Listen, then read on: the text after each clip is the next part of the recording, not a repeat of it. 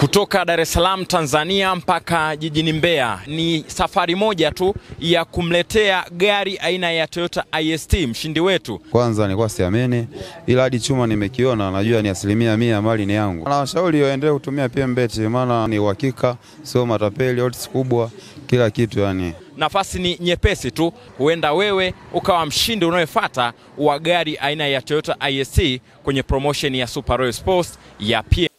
Na mtazamaji wa PMTV, karibu tuzungumze na mkuu wa idara ya habari na mawasiliano klabu ya Azam FC Zaka Zakazi. Tutakwenda kuzungumza naye tu anipe tathmini yake ya msimu huu 24-25. Umesalia mchezo mmoja tu kuweza kutamatisha ligi kuu ya kandanda soka Tanzania bara. Naitwa Bertha Mswaga, nyuma kamera ni Petro Mzigu. Zaka, matabasamu tena. Nimenasa vitu viwili. Vipi? Kwanza umesema klabu ya Azam FC. Unajua ile FC, ile C ni klabu pia. Kwa hiyo klabu ya Azam FC ni sasa umesema barabara ya Morogoro Road. Alafu umesema ligi kuu ya soka ya kandanda. Ndio kimekufurahisha? Sana. Kandanda ndio soka hilo. Nilivyokuwa lakini nyongonyesha hiyo. Oh. Shwari lakini. Heri alhamdulillah. Uko vizuri? Uko vizuri, nashukuru Mungu. Zaka, tuzungumze michezo. Najua ligi ndio hivyo inakwenda kutamatika na mmebakiza mchezo mmoja dhidi ya Fountain Gate. Tuangalie msimu tu ulivyokuwa kwako kama mkuu wa idara ya habari. Ilikuwa ni ngumu ama rahisi kiasi gani msimu huu? Ilikuwa ngumu sana. Ligi ilikuwa ngumu kwa ujumla, hasa kwetu sisi ilikuwa ngumu sana. Hatukuwa na matokeo mazuri ambayo tulitarajia. Lakini pia hatukuwa na matokeo mazuri kama tuliyopata msimu uliopita. Tulidhani kwamba tungeboresha kile tukipata msimu uliopita, lakini hata hatujafikia pale. Kwa hiyo haikuwa nzuri sana, na sio tu ligi, na mashindano mengine pia. Champions League tulishiriki, tumetoka mapema kabisa. Kombe la shirikisho la CRDB tumetoka mapema kabisa. Kwa hiyo haikuwa moment nzuri sana kwetu kama klabu kwa ajili ya senior team, kwa sababu senior team yetu ndio flagship ya klabu yetu. So ikifanya vizuri ndio inaonyesha picha nzuri sana kwa ujumla, ndio watu wanafuatilia sana, ndio biashara iko pale. Hatukufanya vizuri sana, lakini ndio mpira. Nikitazama hapa Zaka kwenye timu yenu, nikiangalia wachezaji wengi wa kigeni hawajakuwa na msimu mzuri sana ndani ya Azam FC kwenye msimu huu. Unadhani pengine shida ni mazingira tu ama kuna kingine? Sio tu mazingira. Mazingira jambo moja, mabadiliko ya mazingira, utamaduni na kila kitu jambo moja. Lakini pia wakati tunaanza mara tukabadilisha kocha, wakati mwingine inavuruga inavuruga vitu kama hivyo. Lakini ndio mpira uko hivyo. Unajua nature ya mpira ni kitu complex. Yaani sio kitu chenye kutegemea jambo moja tukiwe. Yaani kuna vitu vingi ndani yake vinaingia. Kwa hiyo vitu vingi mkishindwa kuvihandle ndio matokeo yake yanakuwa hayo. Nadhani ni swala la muda. Swala la muda. Hao wachezaji tuliochukua msimu uliopita tuliamini wana quality hiyo. Hata mechi moja ambazo pia walipata nafasi kidogo walionyesha hiyo quality. Kwa hiyo matarajio ni kwamba msimu ujao watakuwa sasa ule ugeni tena hawana, na mambo mengine yatabadilika. Kwa hiyo watakuwa wamezoeana wao, walimu wao, wachezaji wenzao na kila kitu, mazingira wamezoea kila kitu. Kwa hiyo tunaamini kwamba itakuwa tofauti sana msimu ujao. Hii project ya Azam FC unadhani Zaka ni lini itaanza kukomaa na kuanza kuzaa matunda? Project yetu tulionayo sasa ilikuwa ya miaka 3 ambayo ilianza msimu uliopita. Msimu huu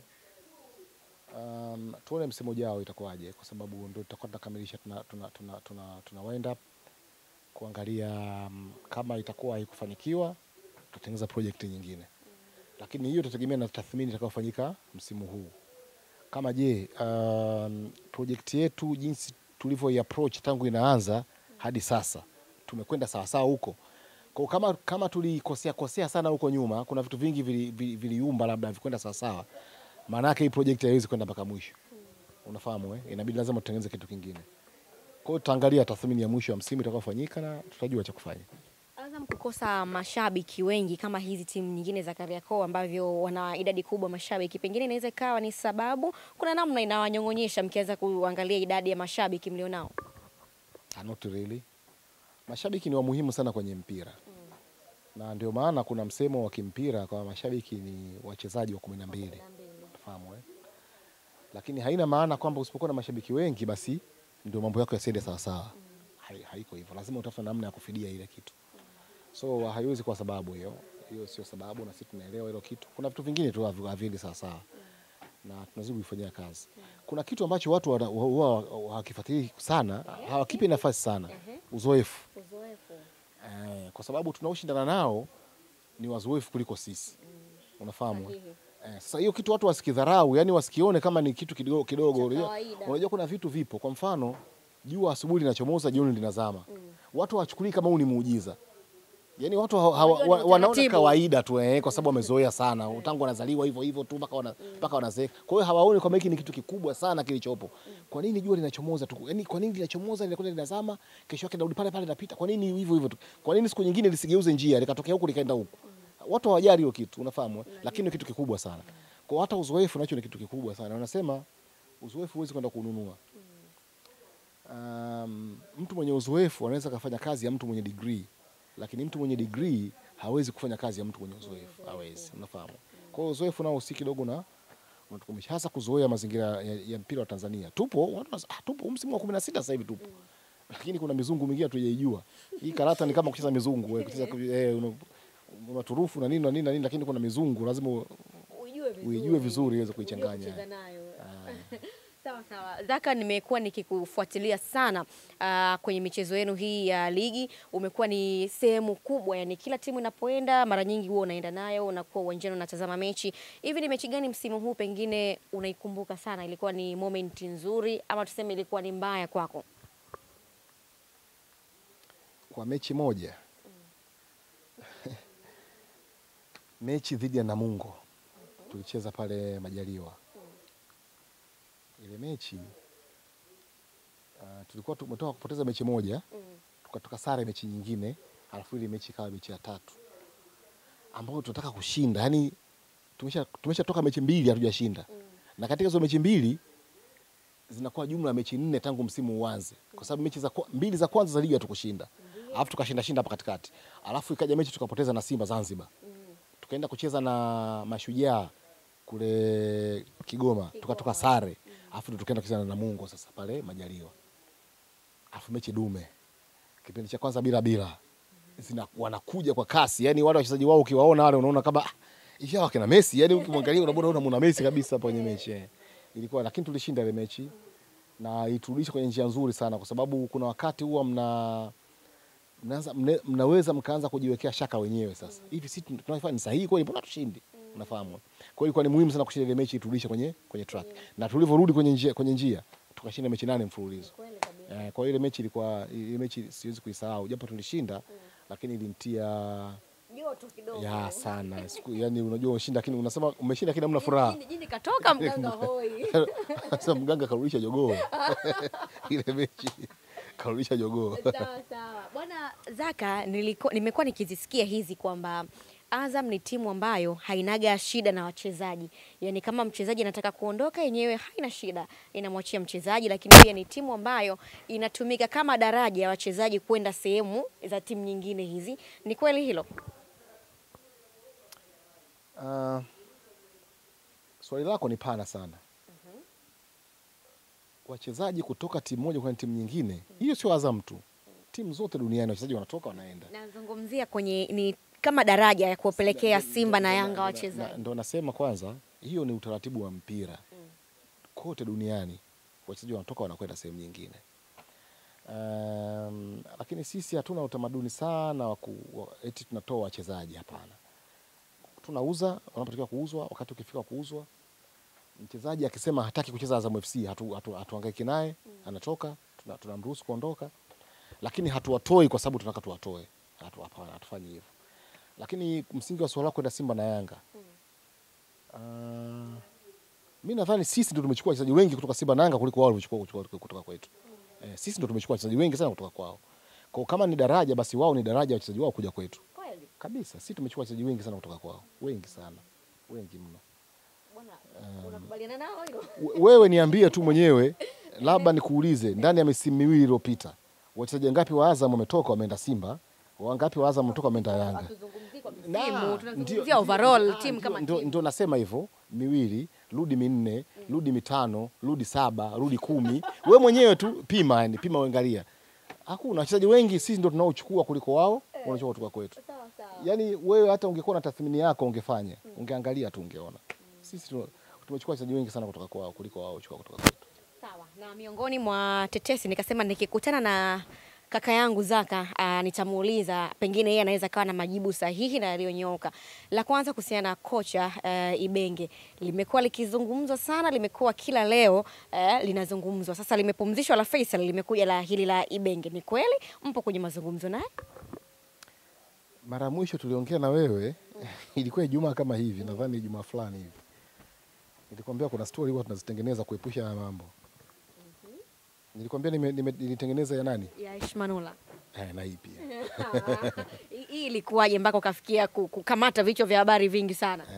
Nilipost picha niko na Ibenge hapa Azam Complex. Watu wakaanza kuizungumza. Kumbe picha tulipiga mwaka juzi. Wakaanza kuzungumza. Na kuna nyingine nitapost nyingine kesho kutwa tu hapo utakuja kushangaa. Na nakutonya hapa. Nitapost ya nani Mokwena. Sikia na voice. Anasema? Anasemaje? Alikuwepo Muhimbili. Nani alikuwa Muhimbili? Ibenge. Juzi kati tu hapa alikuwa Bongo yani. Sasa hiyo mimi sijui. Lakini mimi nazungumzia picha niliyopost mimi tuko naye Azam Complex. Kama alikuwa Muhimbili, sasa Muhimbili sasa ruhusa nini na Azam FC? Lakini hamjafikiria labda huduma yake mkavutiwa nayo kwa sababu yuko hapa Bongo. Oh, yupo. Yupo. Okay. Wewe ukiniambia sibishi. Wewe uliniambia Dabo yupo, mimi sikuamini. Lakini alikuwepo. Huyu mbaya. Aliniambia Dabo yupo hapa. Kweli. Hakuna kitu ambacho kinaendelea kuhusiana na sisi na Ibenge, hamna kitu. Ni tetesi. Mimi nakwambia nilitengeneza tu mimi na kutonya hapa.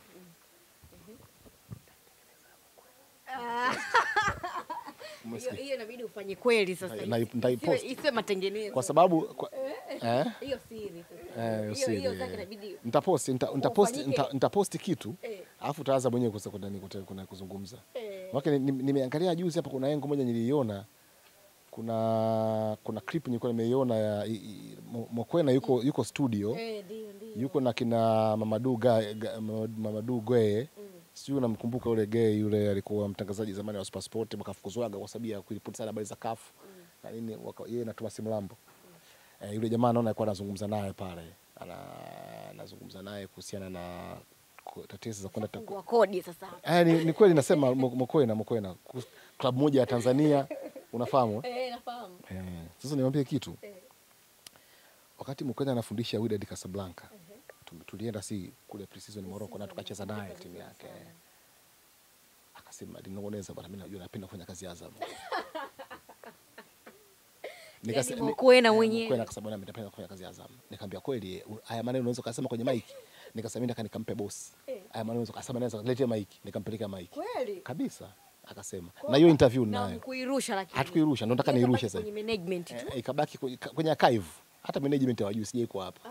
Wakati itaipandisha hii ni taarifa mpya. Utakutana nayo kwenye Instagram pop hapo. Kwani anasema hiyo itabadilisha upepo sana hiyo. Na lolote linaweza likatokea. Kuna wakati alikuja hapa sisi hatupo. Alikuja hapa. Akaomba mpaka jezi unajua. Mpaka jezi aliomba, mpaka jezi ya Azam. Akapewa jezi, nikabidhiwa jezi hapa.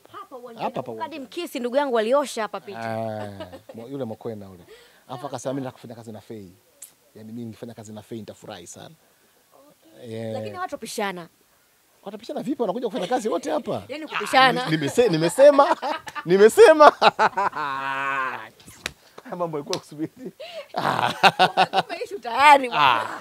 Mimi na bwana sijui vipi bwana vipi. Bwana Zaka ametusanua hapa kwamba Mokwena atakuja kufanya kazi hapa na Faisal Salum. Hiyo sio. Sawa.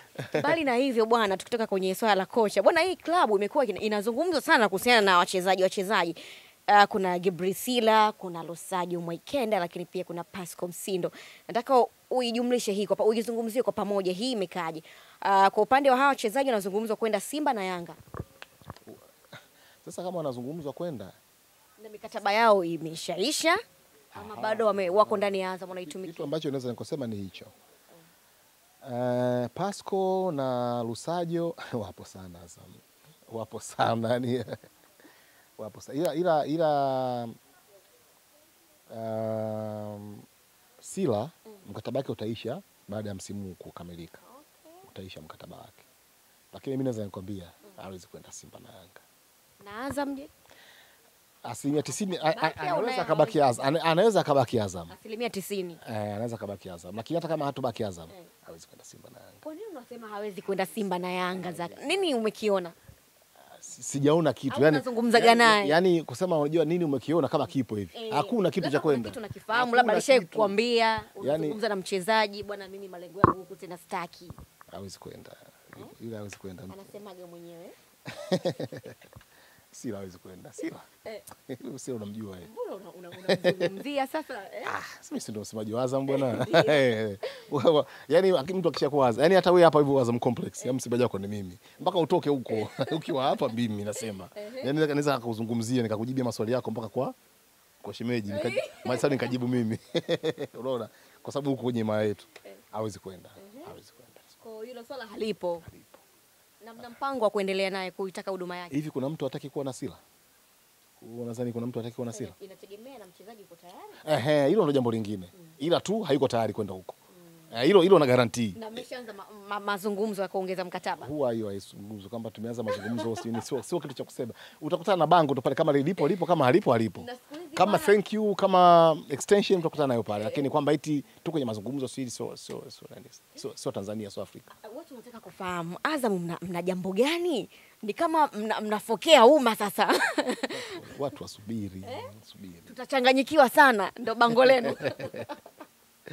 Watu wasubiri. Kila mtu atachanganyikiwa kwa wakati wake. Tufungulie kodi kidogo au tulegezee kitasa kidogo Zaka. Jambo gani ambalo Azam mnakuja nalo, ni la usajili ama la jezi ama la kitu gani mnakuja kutambulisha? Hivi kwenye klabu ya mpira kitu kikubwa kuliko vyote ni nini? Sisi tunajua ni usajili. Usajili? Basi itakuwa usajili. Tulegezee. Sasa mpaka hapo niseme nini sasa? Nitaje kabisa fulani au? Ikikupendeza. Umedanganya hapa mpaka nimeingia kwa mkwenda nimetaja hivi anakuja. Teleza kidogo. Siwezi kurudia tena kosa hilo. Siwezi kurudia hilo kosa. Kuna jambo kubwa sana linakuja na inshallah kila mtu atachanganyikiwa kwa wakati wake. Likitokea hilo jambo, kila mtu atachanganyikiwa kwa wakati wake. Baada ya msimu kumalizika lakini. Msimu kishakamilika. Msimu kikamilika, jambo linakuja kuvuruga watu. Tutahitaji mwaliko basi kwenye kuvurugwa huko. Hiyo wadau wa mkosi, wanahabari nyinyi mnafanya kazi nzuri sana. Kwa sababu kuna watu watakataa. Kuna watu wanakataa, unajua. Kwa sisi tushakuwa na wachezaji hapo wamesaini mikataba afu wamekataa. Kwa sababu haikuwa kwa waandishi wa habari. Kwa hiyo waandishi wa habari lazima mje ili mthibitishe, watu waone kabisa kwamba ili jambo limekuwa. Kuna swali analo kameramani hapa. Hebu muulize. Leo ndio wana siku ya mwisho ya kurudisha fomu kwa wagombea wanaotaka nafasi ya urais. Siku ya mwisho kurudisha fomu. Mimi nawatakia kila laheri watu wanaodhani wanaweza kubadilisha mpira wetu, ambao wanaweza kufanya zaidi ambacho kinafanyika sasa. Ni jambo zuri. Mpira wetu umepiga hatua kubwa sana kwa sababu ya kazi ambayo imefanywa na waliokuwepo sasa na waliotangulia huko kabla. Kwa hata kama kuna watu wanakuja, maana yake wana deni kubwa sana la kufanya zaidi ya hiki. Tanzania tuko na ugonjwa mkubwa sana wa kufuzu AFCON. Kwa miaka mingi tumefuzu. Katika maisha yako wewe umekuwa umpata akili mpaka unajua sasa hivi umeshuhudia Taifa Stars imecheza AFCON mara ngapi? Mulikana tochi sana hizo. Mara 2. Tumecheza AFCON mara 2. Mara 2. Tumecheza 2019 ilikuwa Misri, na tukacheza na 2024. 24 ilikuwa Morocco. Morocco, Ivory Coast. Tumecheza kule. Mechi ya kwanza tumecheza na Morocco. Mara ya mwisho kabla hizi mbili ilikuwa 1980. Tulikaa miaka almost 40 hatujacheza AFCON. Lakini all of a sudden mara 2 mfululizo. Ya tatu inakuja 2025. 2026. Umeona Kwa hiyo ni jambo zuri sana kwetu sisi kama taifa. Kwa hiyo hawa wamefanya kazi kubwa sana. So kama kuna mtu anataka kuja, manake sasa sisi hatuzungumzia kufuzu. Kufuzu imeshakuwa tabia sasa. Hatutaki tena kufuzu kiwe kigezo. Tunataka kushinda kule. Hatujai kushinda hata msimu mmoja kwenye AFCON. Kwa hiyo kama mtu anadhani yeye akikaa madarakani atatupa ushindi kwenye AFCON. Sio tena tutafuzu AFCON. Hatutaki kufuzu AFCON. Tulishafuzu si AFCON tunajua. Kwa hiyo kama tutashinda mchezo wa kwanza AFCON, twende 16 bora, twende robo finali, twende huko mbele. Karibu sana kwenye TFF, kwenye uchaguzi mkuu utakaofanyika. Kwa wapiga kura, tunachowaomba ni kwamba wakatuletee watu wa maana watakaofanya kazi kubwa zaidi ya hii. Kama wanaona watu hawawezi, wale waache hawa wakatufanyia kazi, kwa sababu mpaka sasa hawana baya. Wanafanya kazi nzuri sana. Wamenyooka sana. Piga kazi kubwa sana. Mzee Karia anapiga kazi kubwa sana. Vibaya mno. Katibu mkuu Kidao piga kazi ya maana sana. Vibaya mno. Fanya kazi ya kukosha sana Kidao. Vibaya mno. Unajua mimi naongea hivi watu wanaanza unajua mimi katika wahanga wa TFF mimi na kesi TFF. Kwa kama ningekuwa ni mtu wa kusema na hasira ningekuwa na hasira nao. Mimi nina kesi, yani kuna kesi ambazo nimepolea chupu nishapigwa mabani, nishafanya nini, yani ningekuwa mtu wa hasira tu, lakini naangalia mbali zaidi ya hapo. Yani sio personal interests kwamba eti mimi kwa sababu wanifungia ndo na hasira nao, na uangalia mpira kwa ujumla. Kwa mpira wetu tumepiga hatua kubwa sana. Kwa hiyo kama watu wanaona wagombea wengine hawatoshi, bora wakawaacha hawa waendelee watufanyie kazi. Watufanyie kazi, tuendelee kufurahi sisi. Sisi tena basi. Sasa furaha. Hata kitu kingine. Hivi nikwambie kitu kimoja. Wakati Tanzania inaanza kutoa timu 4 kwa ajili ya mashindano ya Afrika. Ilikuwa msimu wa 19-20. Ndio kwa mara ya kwanza Tanzania inapeleka timu 4 kwenye klabu 4 kwenye mashindano ya Afrika. Ilikuwa story kubwa sana yani. Sasa hivi kwa timu 4 kuna mtu anajali? Ishakuwa kawaida. Umeona hivyo kuwa Kwa hiyo kazi kaifanya. Unafikiri imekuja bahati mbaya tu? Hapana. Kazi imefanyika katika kipindi hiki kwa sababu haya mashindano yalikuwa miaka yote. Kwa hiyo lazima utoe pongezi kwa wanaokuepo. Kwa kama kuna mtu anadhani anaweza kufanya zaidi ya hivyo na wapiga kura wakamuona huyu mtu kweli yupo, wampe. Lakini kama hawatoshi, bwana waache hawa. Wanasema shetani unayemjua ni bora kuliko malaika usiyomjua. Kweli Sawa. Basi mimi naondoka na hiyo ya mwisho. Hiyo Hilo naondoka nayo. Karibu sana. Ila hilo la Mokwena, hebu shughulikie kaka.